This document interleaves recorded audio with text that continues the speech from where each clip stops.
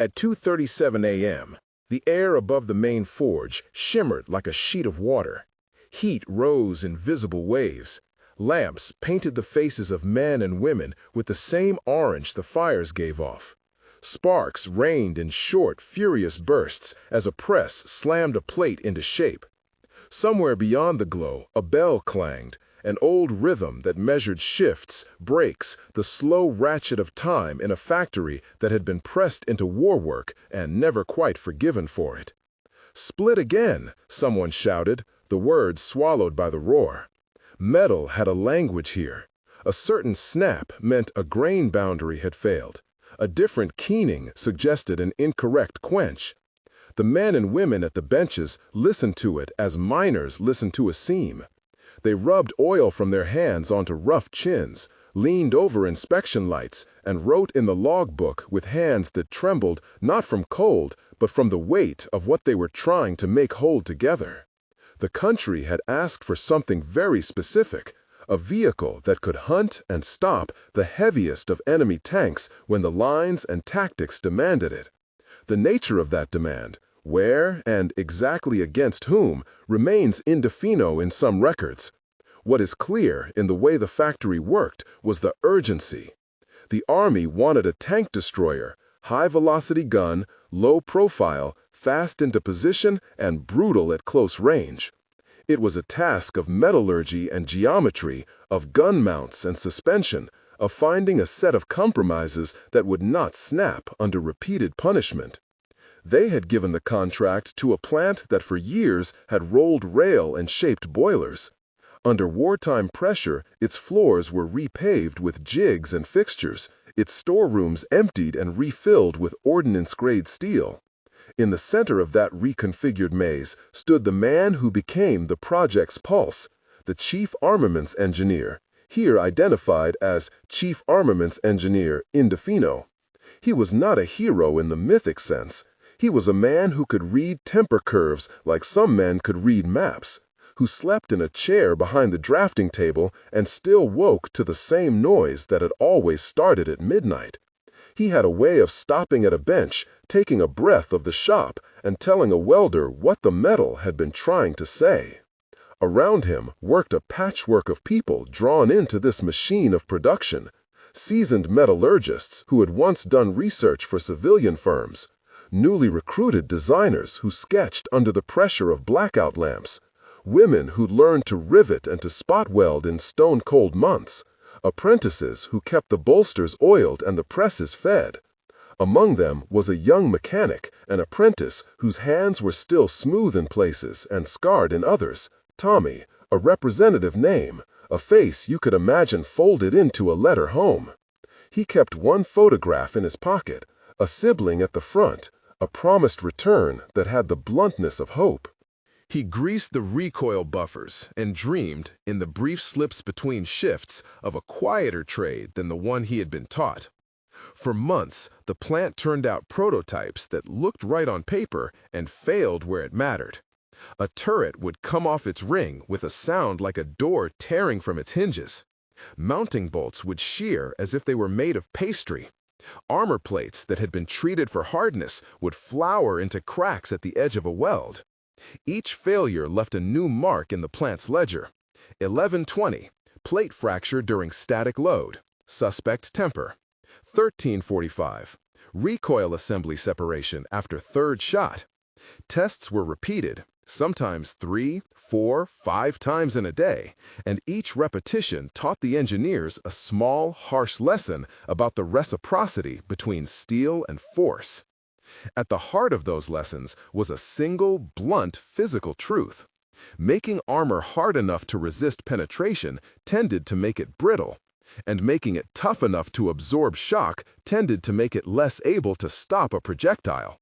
The challenge was not merely to tune hardness. It was to find microstructures, arrangements of crystal and strain at scales invisible to the eye, that could do both jobs within the same plate. The metallurgists called it a balance of hardness and toughness. In everyday terms, they wanted a metal that would not shatter like glass when struck, yet would not bend and let through a shell. The basic levers they could pull were familiar to anyone who had learned to temper a tool or anneal a blade. Heat a steel to a given temperature, then quench it rapidly in water or oil, and you lock in a hard but brittle structure. Raise the tempering temperature and hold, and you trade some hardness for a measure of ductility. Change the alloy, add chromium or nickel in measured amounts, and the steel can take on different characteristics at a given tempering regime. But wartime constraints made simple solutions difficult. The supply of alloying elements was limited. Furnaces were in demand for other purposes, and the timescales were brutally short. There was no luxury for slow anneals and months of testing. So the engineers improvised.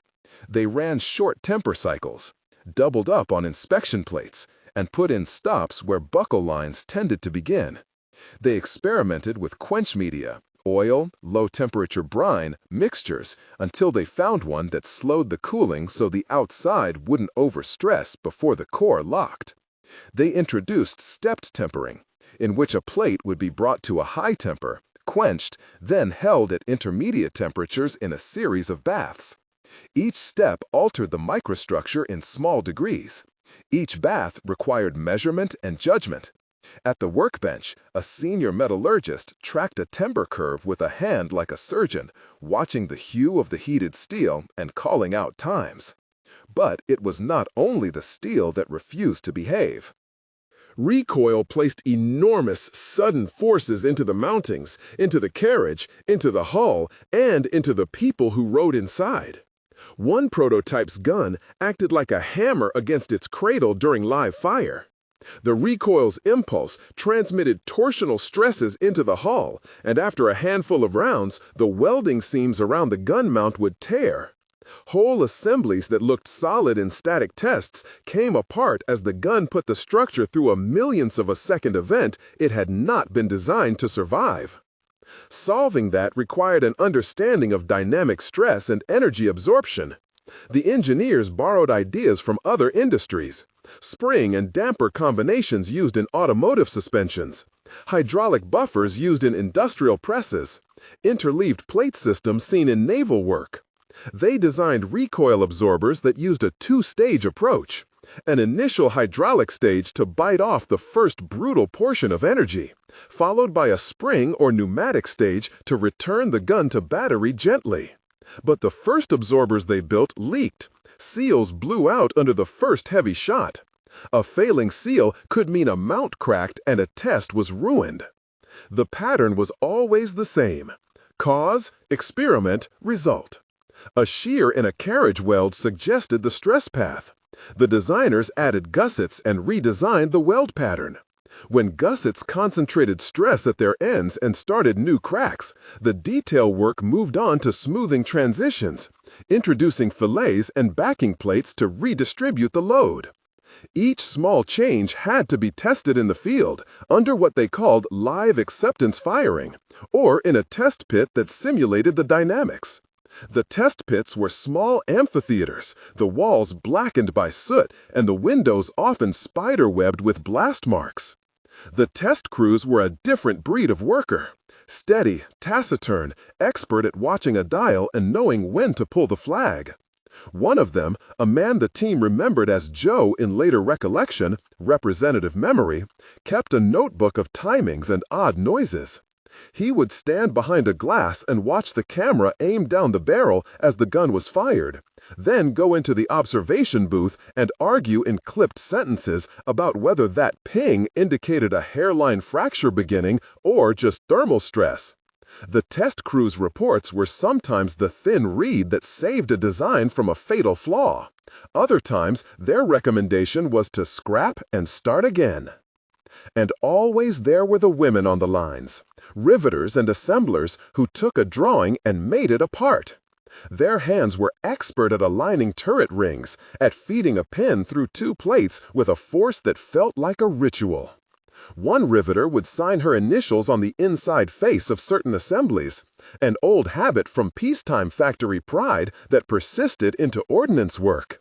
Made by H, someone had scribbled in a tender hand inside a turret ring, as if to remind the future that human hands had laid that seam. Alongside these hands, design philosophies evolved. Designers proposed that instead of making every plate thicker, they could make a geometric solution. Taper the armor where certain trajectories were less likely, and concentrate mass where protection was essential.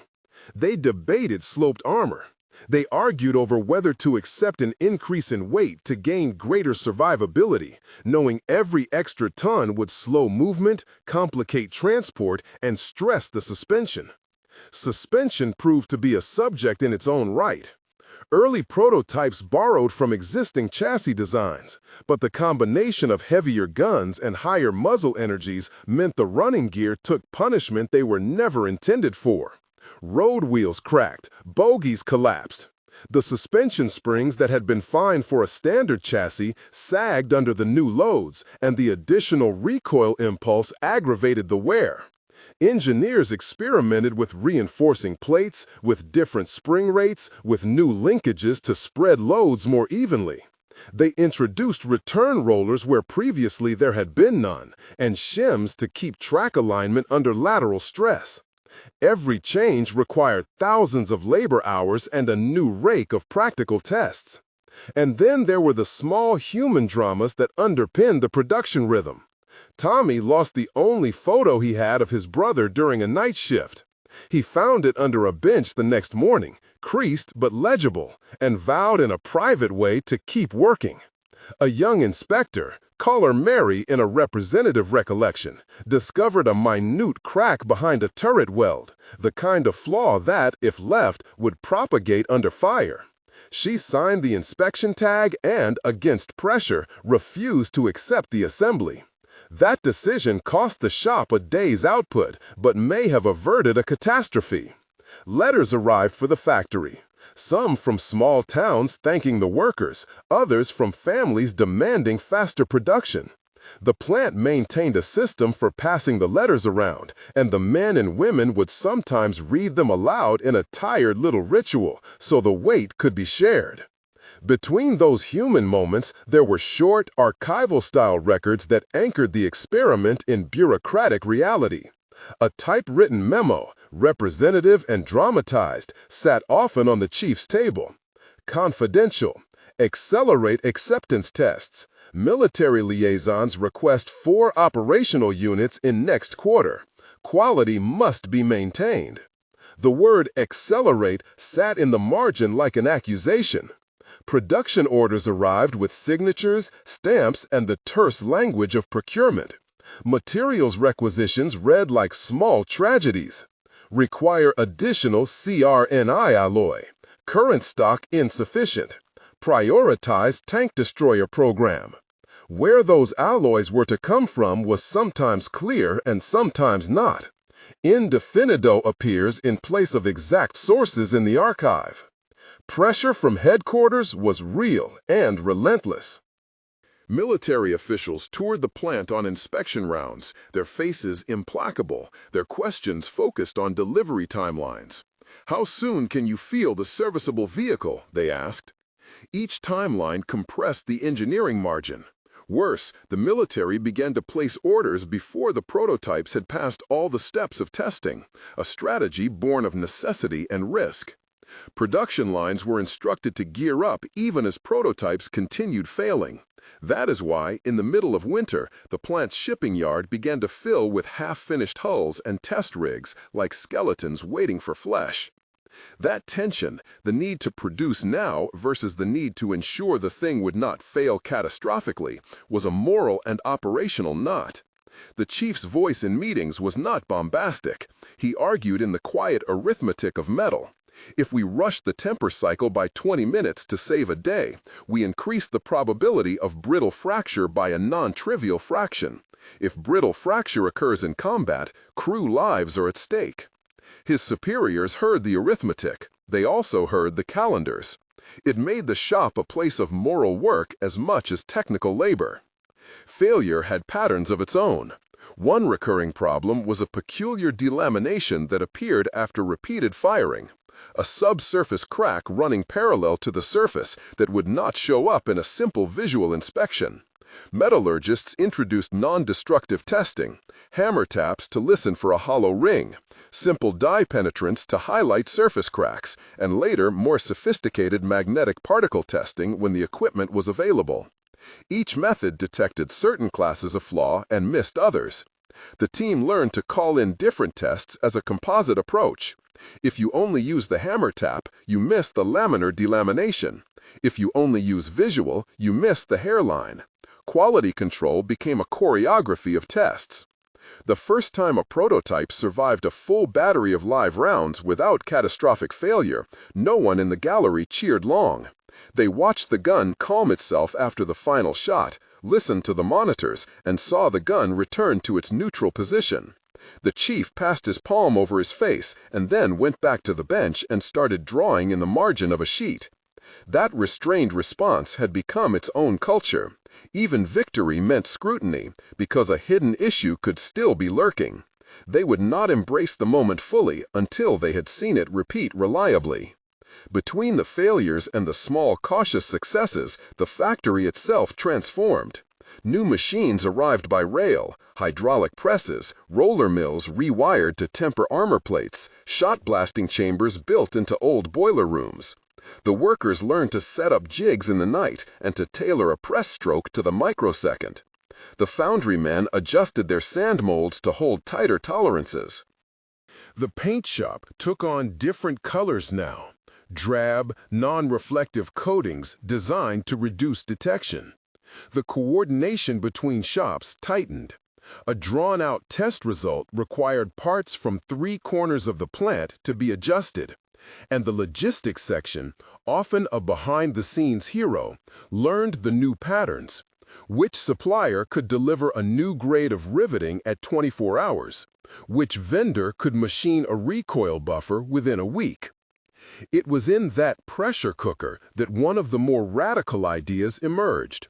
A junior designer, one of the hired-in bright ones who could sketch a stress diagram like a poet sketches a line of verse, proposed decoupling some elements of the recoil path. Instead of a single, bulky buffer taking the whole impulse, why not route part of the energy into the hull and part into a rear cradle with sacrificial elements designed to deform controllably? This was borrowing a phrase from the nascent field of crash engineering. Controlled deformation is not failure, it is managed energy dissipation. The idea was contentious.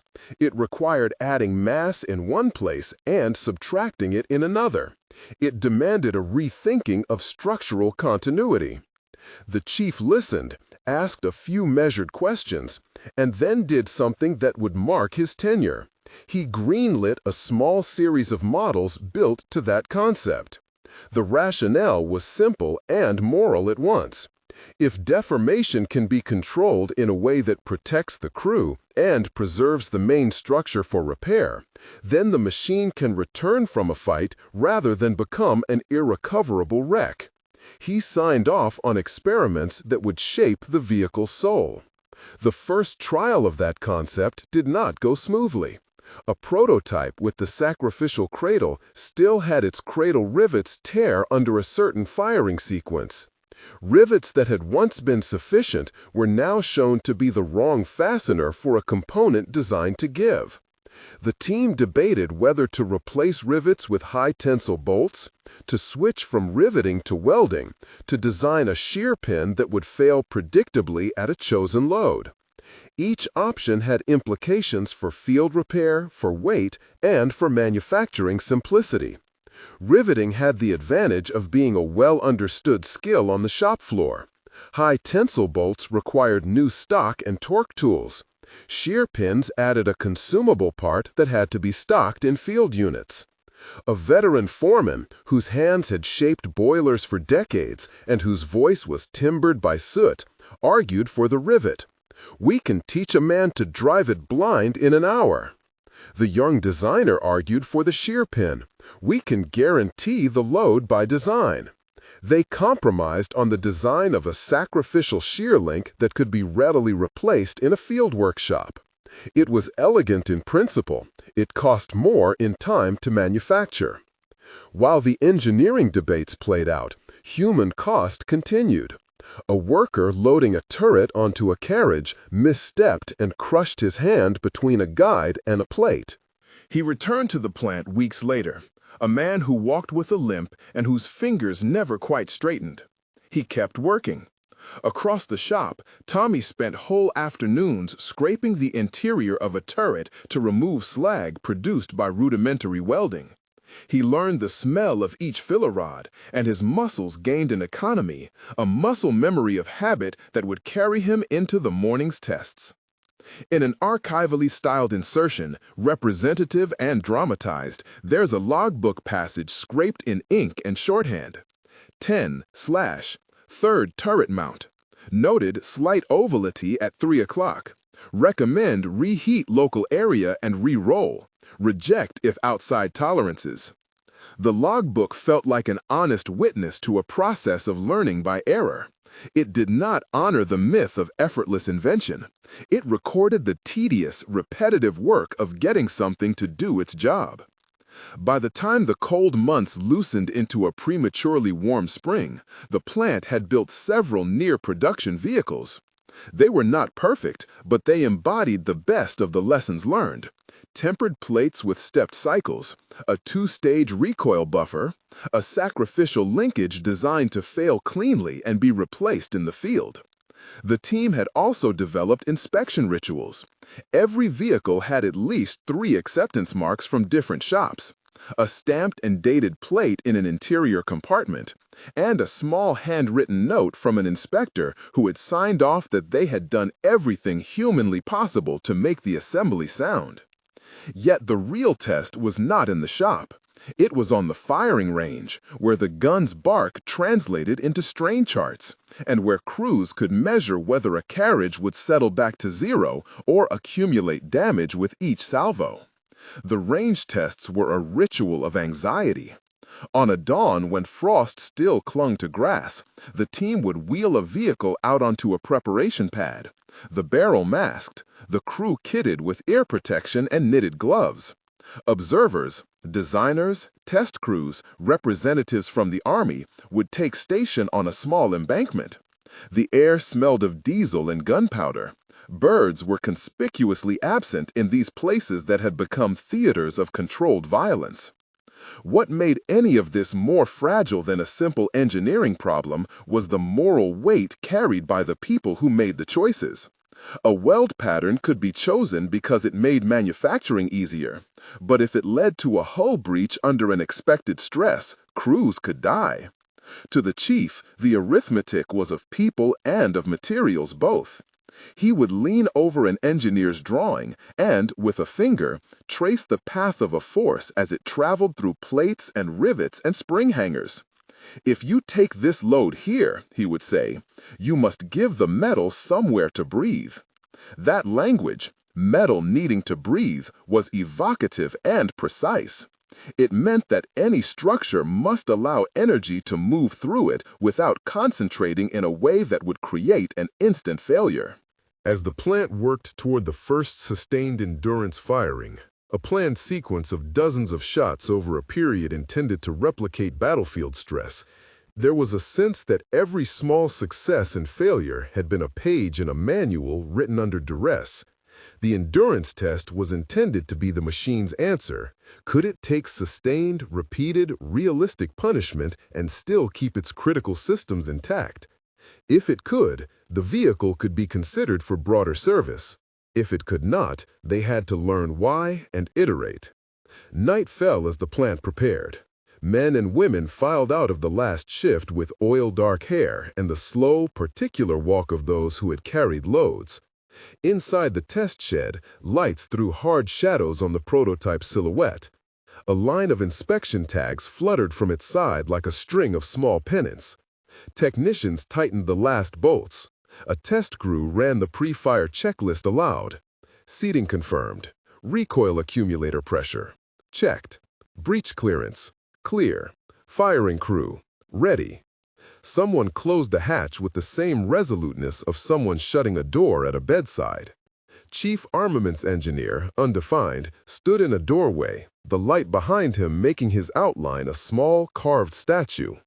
He had not been to bed in the last 36 hours. He rubbed his palms together and watched the team move. His mind was not confident or triumphant. It was a ledger of hope and reserve. He thought of the workers at the lines and of the men who might someday be in the turret. He knew in the marrow of professional temperament that endurance was not a single number, but a pattern. He also knew how thin the line could be between a design that worked and one that failed spectacularly.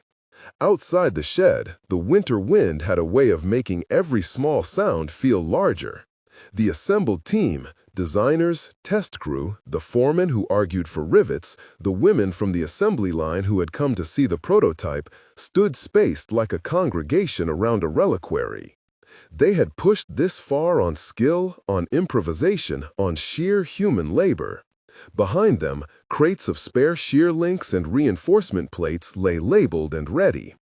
They were not confident that the machine would pass. They were anxious and resigned to the fact that failure would teach them something new. Someone lit a cigarette, old ritual, old vice, and the smoke circled in the harsh light.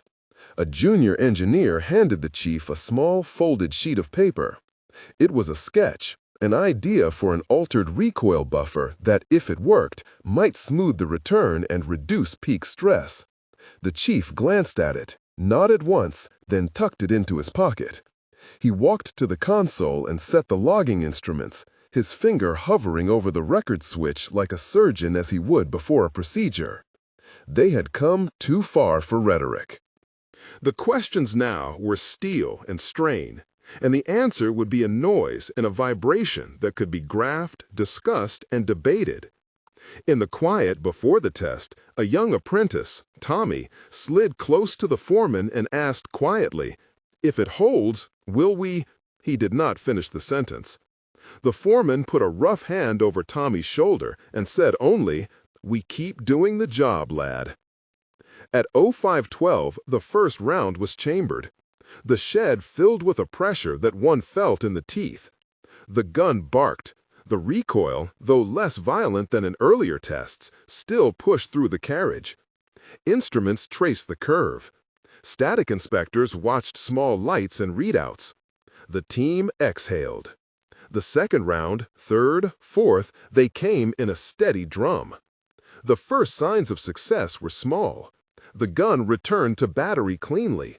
The carriage showed less micro-movement than in prior tests. Then something else happened.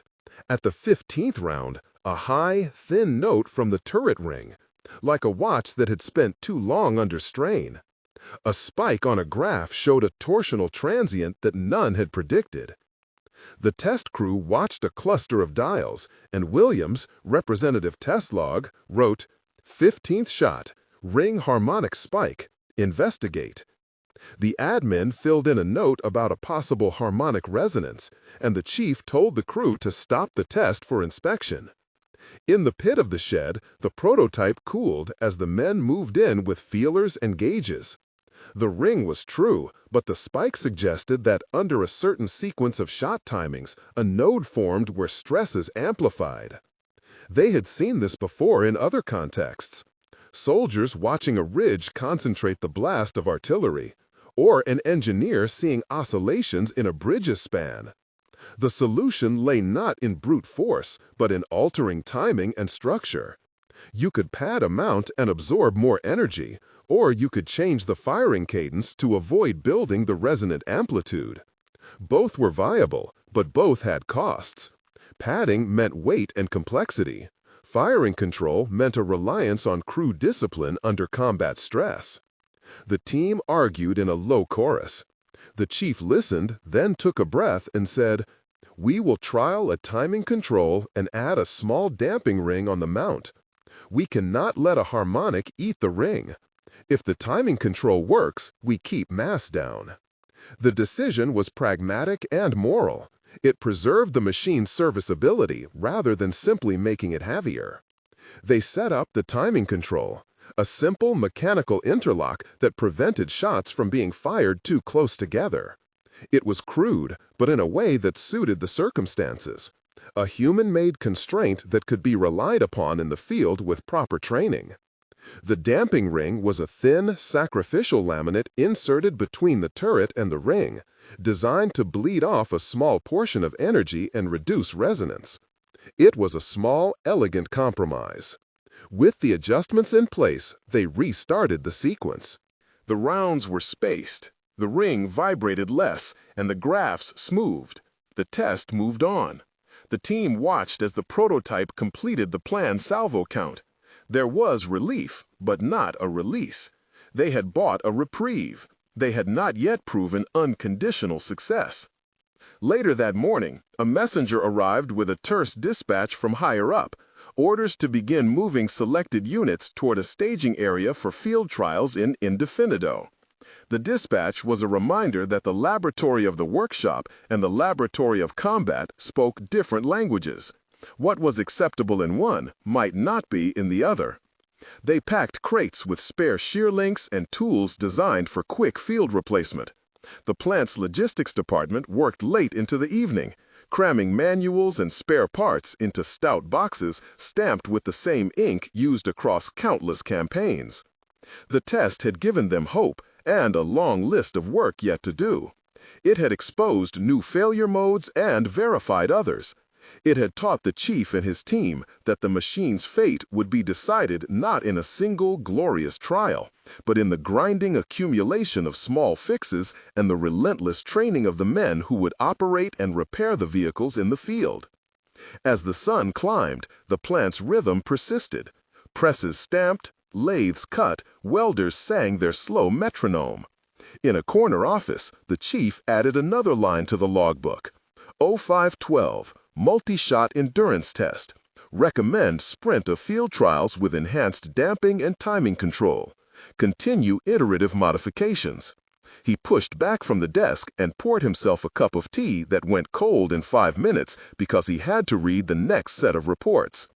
Outside, a delivery truck backed into the yard, bringing a crate of experimental bearings, rare, indefinito in origin, and with those arrived a tiny hope that a longer-lasting solution might be at hand.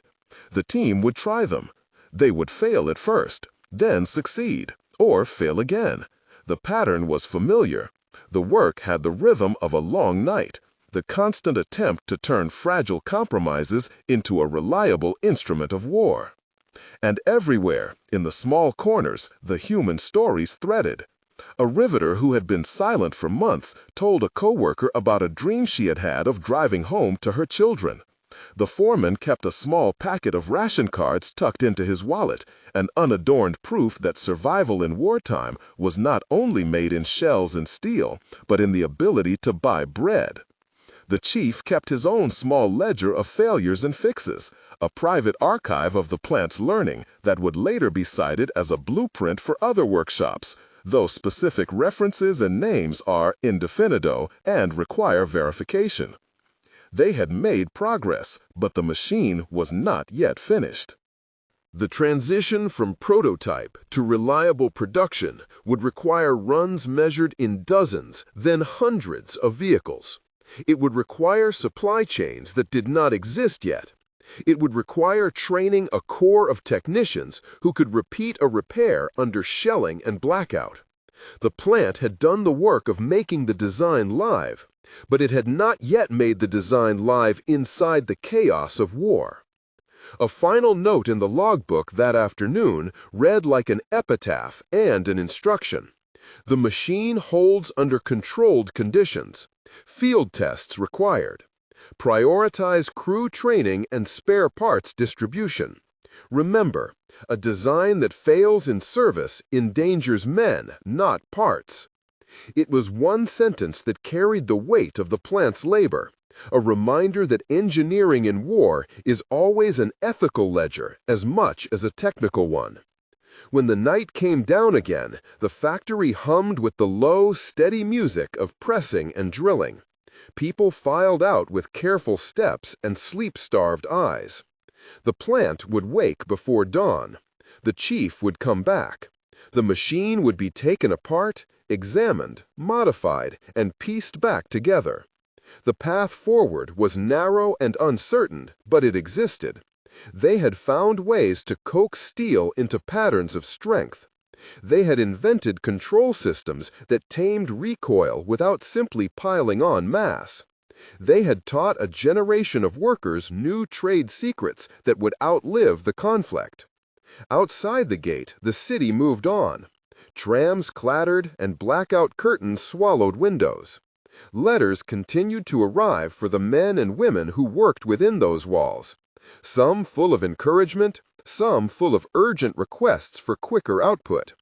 In the plant's small chapel-like break room, several workers left small notes and tokens for friends at the front. One of them pinned a slip of paper inside a locker where a soldier's postcard might be discovered months later, an artifact that would eventually be regarded as emblematic of a generation that had given skill and sweat to a dangerous craft. They had not yet achieved the machine the military had demanded, but they had turned failure into instruction more times than anyone could easily count. They had learned to listen to metal and to read the creak of a recoil mount like a heartbeat. They had bound toil to ethics in small human decisions. The thing they were making, the tank destroyer named here simply as the tank destroyer, with specific model and factory IDs left indefinito until confirmed, would eventually move out of the plant and into fields and roads where its presence would alter engagements, where it would be feared by some, cursed by others, and used for purposes the builders could not wholly control. For now, under the lamps and the press of late hours, the work continued. The plant kept its lights and its machines and its people, and the chief, with a ledger and a tired set of eyes, kept marking the days with additions and corrections. The next steps, field trials, training, and the long, hazardous baptism of a new weapon system in combat, loomed like a horizon to be crossed. If this inside the factory story is the kind of deep, behind-the-scenes history you want to see more of, hit subscribe and join us for the next chapter inside these workshops of war. The night after the endurance test, a small crew stayed behind to strip down the prototype. They worked in the pallid light, each tool move acquainted and deliberate. When the turret finally came free and sat like a moon on the floor, the interface revealed the annotations and initials of the men and women who had touched it. There were date stamps, some indefinito, scratches of measurements, and the faint, careful script of someone who had signed off on the final torque. They cataloged every affected part: shear links, dampers, a damped ring, a set of newly hardened shims from the latest batch of alloy. The chief examined the parts, his thumb tracing a hairline seam that had not yet propagated into a visible crack. He tapped it with a small hammer and listened. The sound was not a scream, it was a question. He looked up at the young mechanic and then at the logistics clerks assembling crates of spares. "Ship the damping rings and the spare shear links with the first 10 units, he said, "and send a copy of the timing control drawing to the field depot. Train the crews." "Ship the damping rings and the spare shear links with the first 10 units, the chief said, "and send a copy of the timing control drawing to the field depot. Train the crews." They packed the crates with a care that felt almost ceremonial. Each damping ring was wrapped in oiled paper, an engineer's signature on a small tag. Spare shear links were bundled in tins, stamped with the plant's work number, and stowed beside a notebook of torque settings and a condensed field repair procedure. A small packet of felt wipers and a tube of grease, basic things that could make the difference between a limp machine and one that could limp back to safety, were taped to the outer side of each crate. Convoys moved at night. The first shipments left under blackout conditions, silent in their own way, bodies wrapped in coats, wheels whispering on cold roads, the occasional spark from a chain.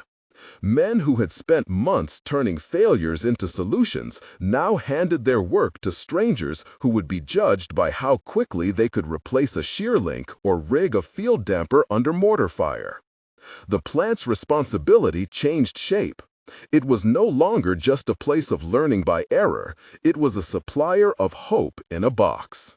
Field trials began in a place marked indefinido in the dispatches. The reality was always messier than the maps suggested. Mud, dust, and road maintenance turned planned maneuvers into improvisations. The crews who had come with the vehicles were themselves products of hurry.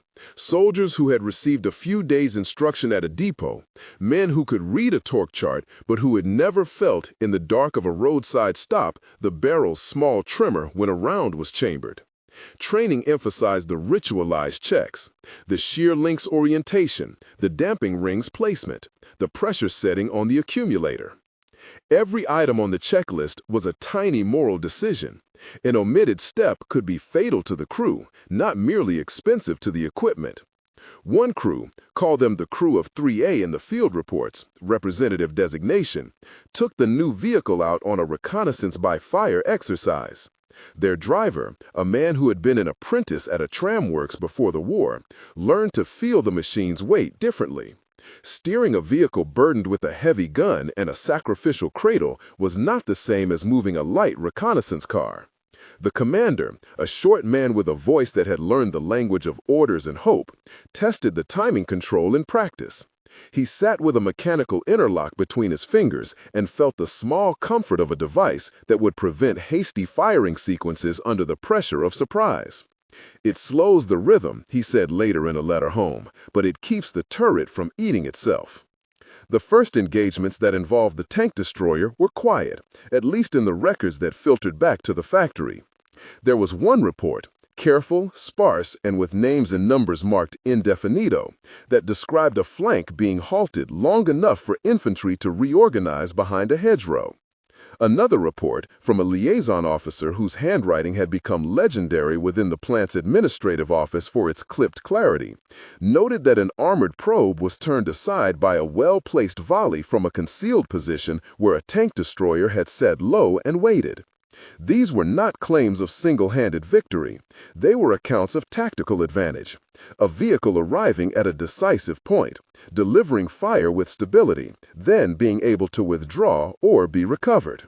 The plant, which had spent months shaving fractions of risk out of a design, read those lines as validation of labor converted into utility. There were failures in the field that rewritten logs recorded with the same plainness as the shop log books. One vehicle, after a day's engagement in a shelled lane, came back to a forward workshop with the turret ring hairline developing into a seam. The crew had replaced 2 shear links at the roadside and stuffed the damping ring with improvised packing, a stopgap that allowed them to crawl back to the depot. The depot mechanics, men whose faces the plant's logistics clerks would later recognize from photos, worked by lamp and by habit, and their record read, "Repaired ring. Recommend replacement of original part on return to factory." A lesson that had been learned in the shed was being rehearsed under the gun. The system of spares and instruction the plant built had been designed for such moments, and in many cases it worked. From the other side of operations came quieter, human stories.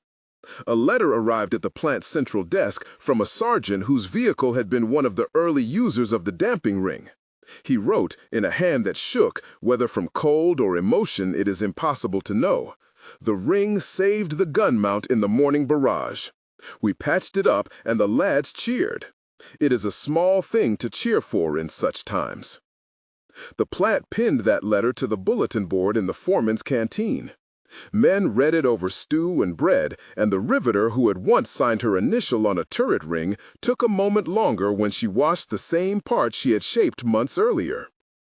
Enemy commentary, when it came, was often filtered through second-hand accounts and propaganda.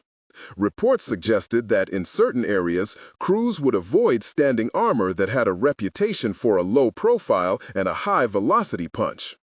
The language used in the plant, documents, memos, and private remarks, was careful. Came to be feared in certain sectors.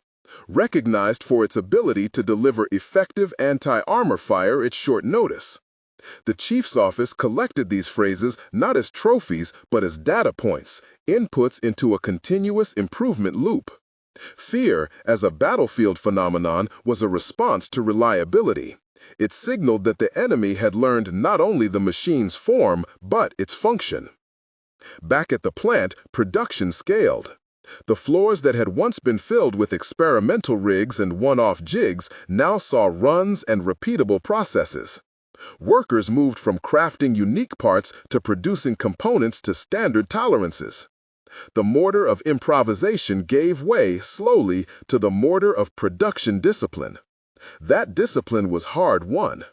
Lessons from the field, how a certain bolt type sheared under extreme cold, how a lubrication schedule affected bearing life, were woven back into the factory's routines.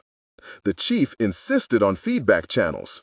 A mechanic at a depot could write to the plant, and that letter would find its way to an engineer who had been at the drafting table when the part was first imagined.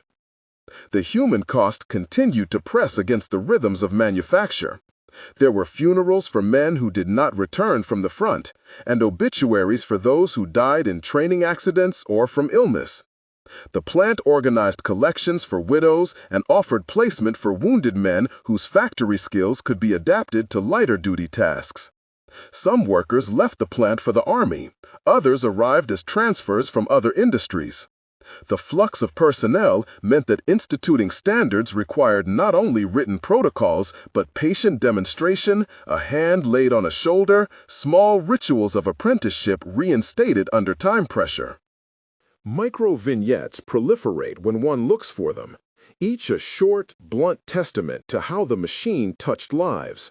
An inspector named Mary, again a representative name in the absence of precise records, kept a tiny book of meticulous notes and took pride in the fact that she had once prevented a single turret from going to the front with a hidden hairline that would almost certainly have become fatal under sustained fire. She was not celebrated publicly. She counted her success in the quiet knowledge that a crew would live another day.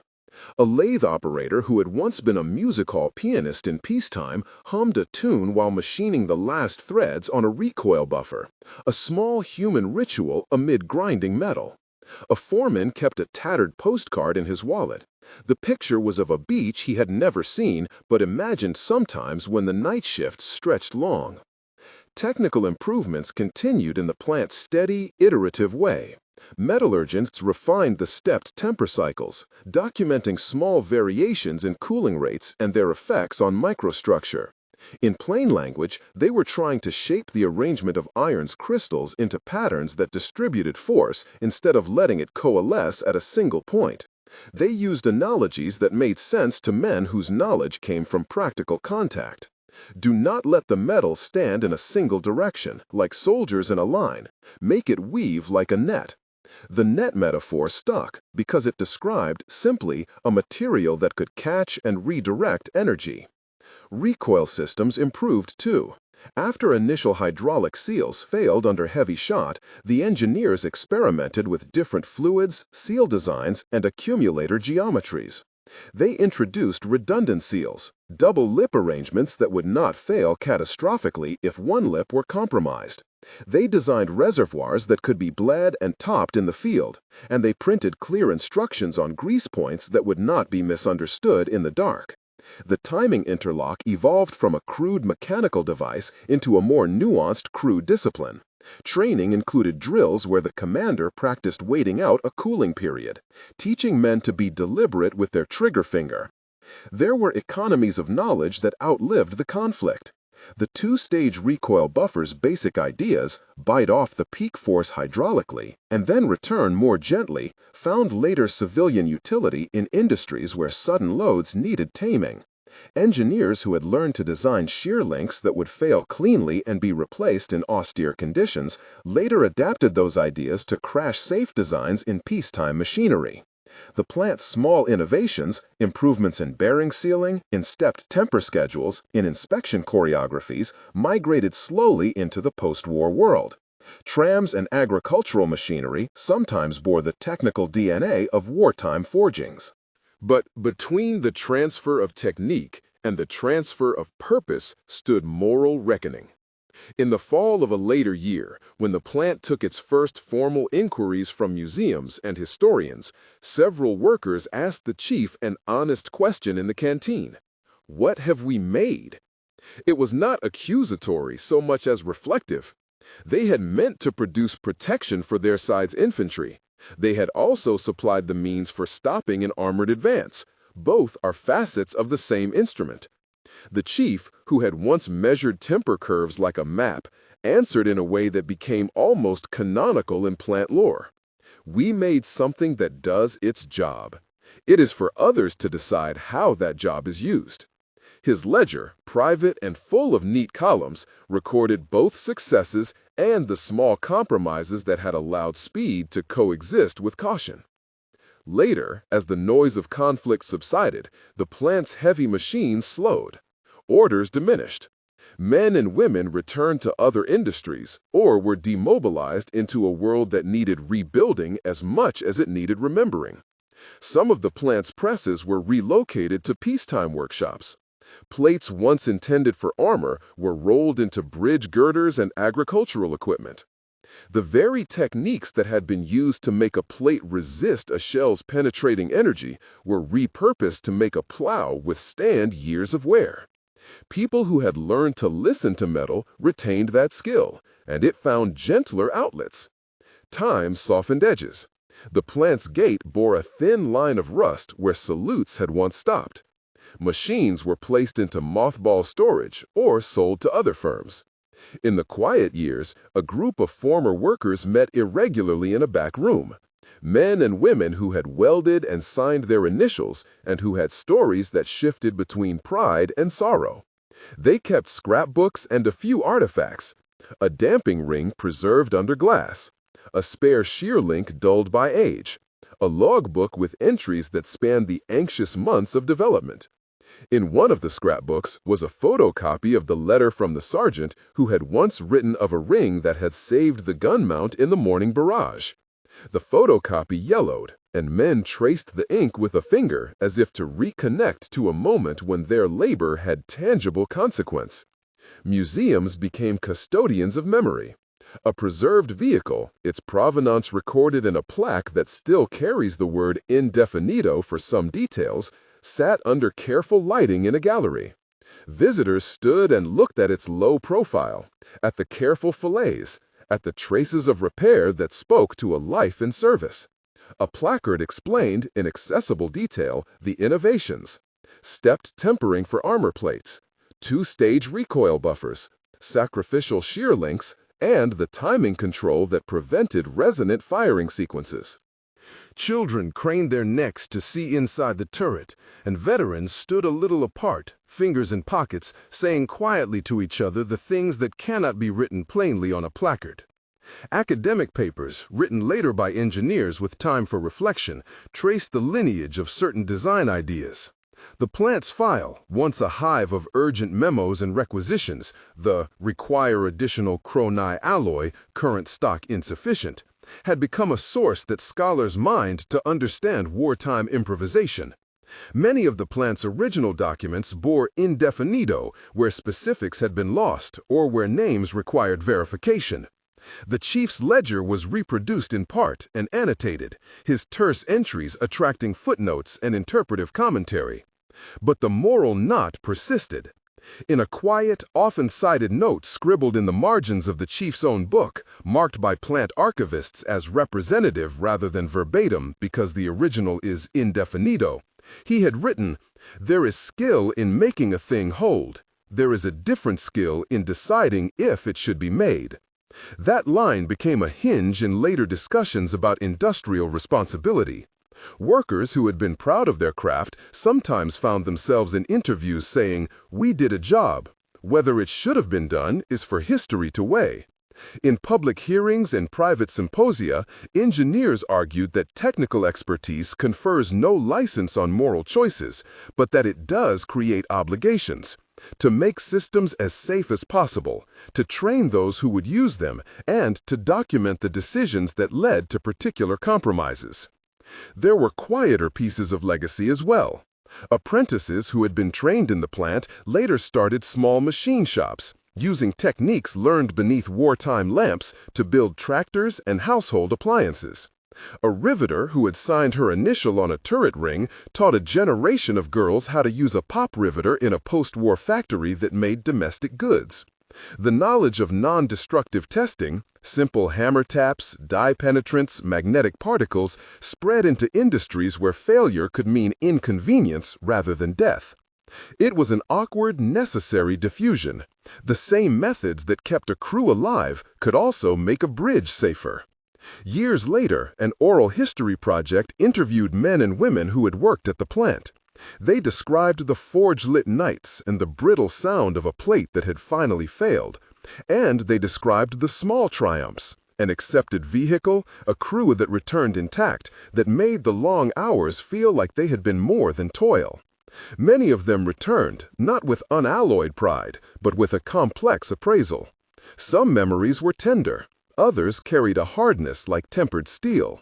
One woman, anonymous in the transcript and therefore representative, said simply, "I learned to make things hold. I also learned to hope that what I made would be used to keep someone safe."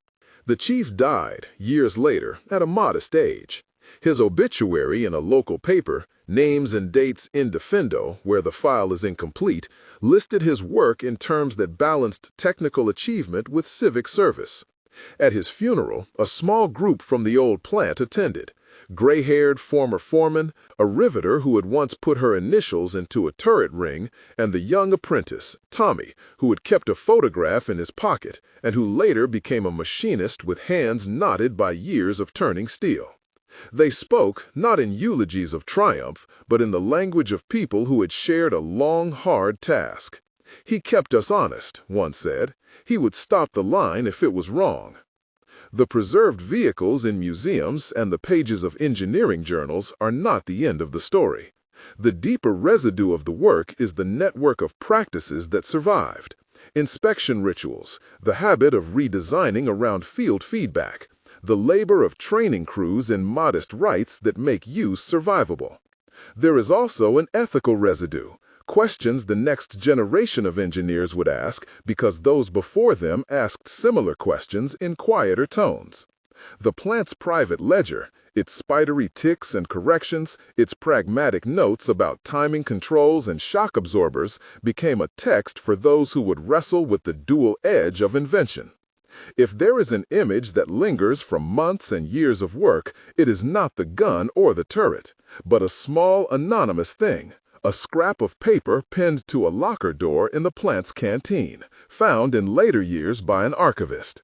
On it, a worker had written in a cramped script, "We make things to hold. We hope they hold for the right reasons."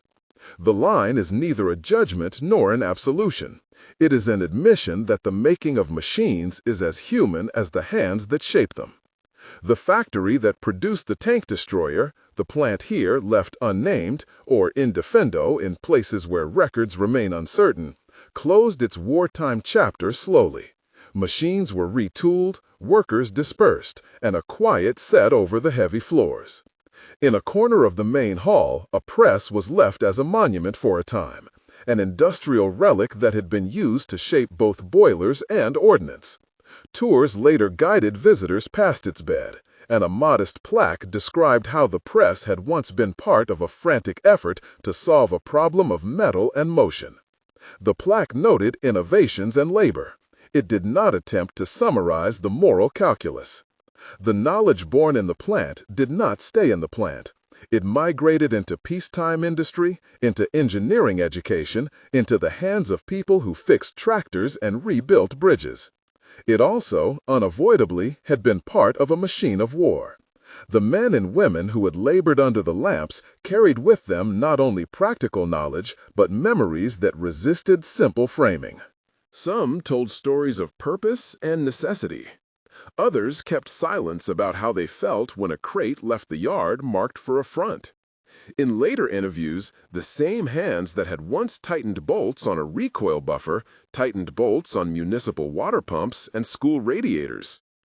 History, when it tries to weigh a single weapon's contribution, must do so with care.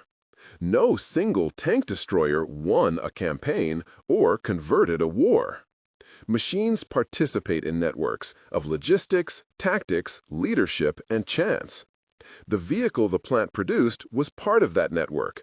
It gave some units new capabilities, it demanded new training, and it required the courage of crews and the steadiness of depot mechanics in austere conditions. Where records are thin or names unconfirmed, Untold marks the gaps. Where testimony is strong, the narrative is handled with the measured language of cause, effect, and context. At the end of a long life for the plant, former workers gathered in the same canteen where they had once read letters aloud. They set a small display in the corner. Dampers, shear links, a page from the chief's ledger reproduced under glass.